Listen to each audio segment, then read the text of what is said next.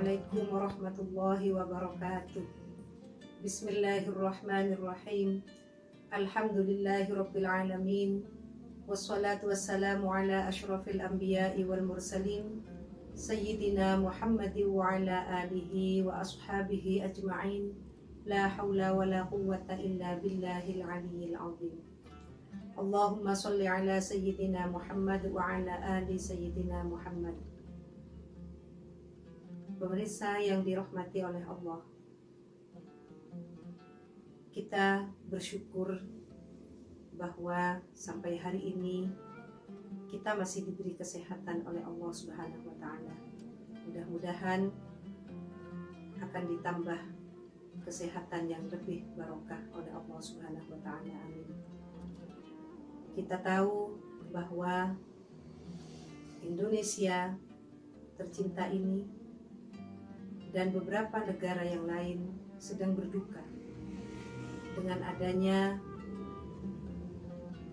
pandemi COVID-19 yang merubah seluruh tatanan kehidupan masyarakat dan berdampak secara sosial, ekonomi, bahkan berdampak pada penghambaan dan ibadah kita kepada Allah Subhanahu wa Ta'ala.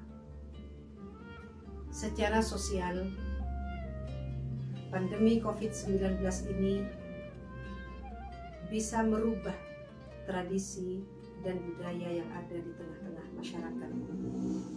Misalnya, kalau ada orang sakit, biasanya kita diajarkan untuk menjenguk, membesuknya dengan mendoakan dan memberi motivasi agar cepat sembuh dari sakitnya.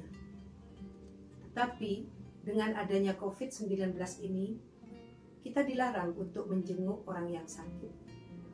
Apalagi tanda-tanda sakitnya itu terkena virus corona.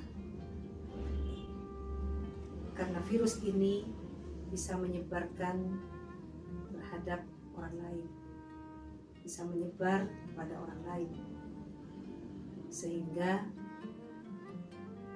kita tidak boleh lagi menjenguk, membesuk orang yang sedang sakit, baik di rumah sakit maupun di rumah masing-masing dengan tanda-tanda terpapar virus corona. Secara ekonomi, dampaknya juga begitu. Bagaimana tidak membawa dampak yang sangat menyedihkan, karena secara ekonomi bukan hanya berimbas terhadap laki-laki, tapi juga terhadap perempuan. Walaupun laki-laki dianggap pemberi nafkah terhadap istri, tetapi realitasnya banyak perempuan yang bekerja dan banyak perempuan yang mengambil alih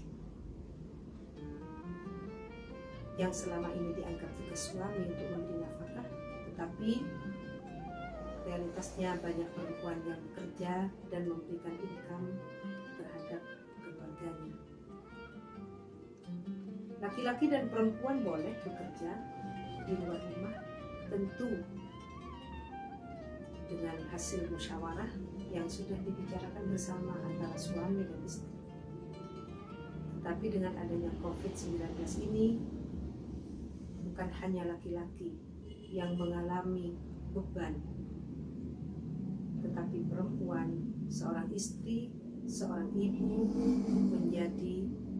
mengalami beban ganda. Di satu sisi, seorang perempuan harus dituntut untuk mengerjakan pekerjaan rumah, tapi di sisi lain perempuan tidak bisa mendapatkan penghasilan karena tidak boleh keluar rumah sembarangan dan tidak boleh lagi bekerja seperti biasanya. Bantuan yang diberikan oleh pemerintah di satu sisi meringankan beban masyarakat Indonesia, tapi di sisi yang lain tentu tidak bisa mencukupi seluruh kebutuhan masyarakat. betul-betul COVID-19 ini memberi dampak yang cukup berat, tidak hanya kepada laki-laki, tapi juga terhadap perempuan. Begitu juga dengan persoalan ibadah. Orang yang akan melaksanakan rukun Islam yang kelima, pada tahun ini pelaksanaan ibadah haji menjadi tertunda dengan adanya COVID-19. Orang yang akan melaksanakan ibadah umroh pun menjadi tertunda sampai corona ini betul-betul hilang dan dianggap kita aman untuk melaksanakan kegiatan-kegiatan tersebut.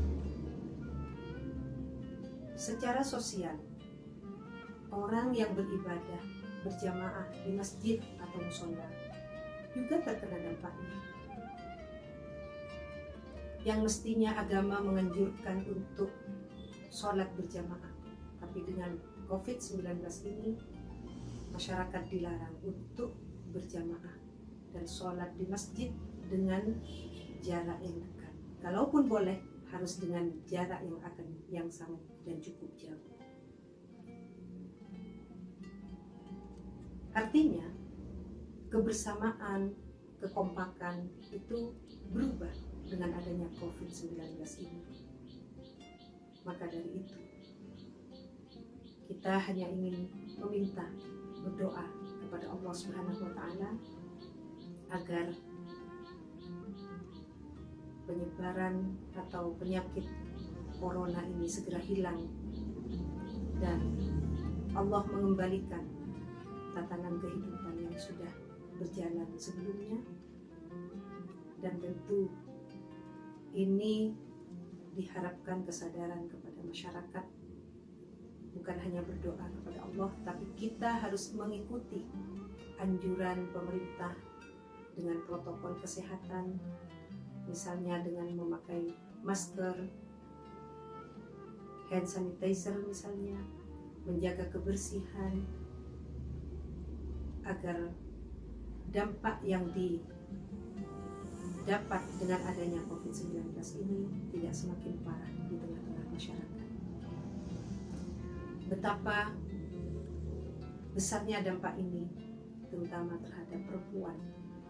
Perempuan dituntut untuk mengerjakan seluruh pekerjaan rumah, tetapi di sisi lain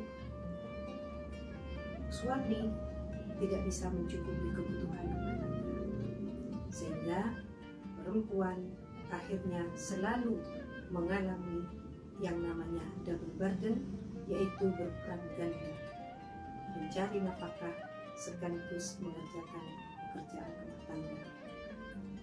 Marilah kita menyadari dan saling menjaga sehingga penyakit ini tidak berlangsung lebih lama lagi, dan mudah-mudahan Allah segera melenyapkan penyakit ini dari sekitar kita.